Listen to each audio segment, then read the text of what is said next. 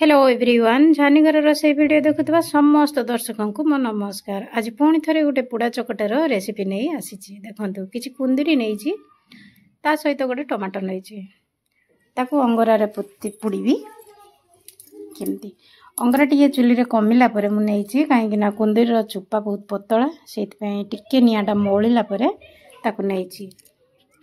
नहीं पुतिले पुति 3-4 मिनिट पर काढ़ी आनी काढ़ला देखो केते सुंदर देखा सब सीझी जाए भल कर पानी रे 3-4 थर धोइला केते परिष्कार केते बढ़िया देखा जाउची चुप्पा भी छाड़ी जाइए। एथिरे पियाज गोटे चुनई नेबे जीरा गुंड लुण सोरिष तेल टिके देबे पुड़ा चकटारे सोरिष तेल देले भल लागे आ लंका गोटे पोड़ी देइची चाहिले कंचा देबे अदा टिके ग्रेट करी निश्चय पकेइबे टेस्ट बहुत बढ़िया लागे।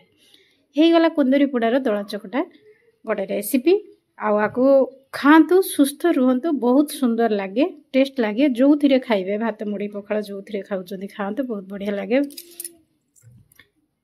वीडियो पसंद आसिले गोटे लाइक करेंगे सब्सक्राइब करेंगे अनुरोध रही नमस्कार।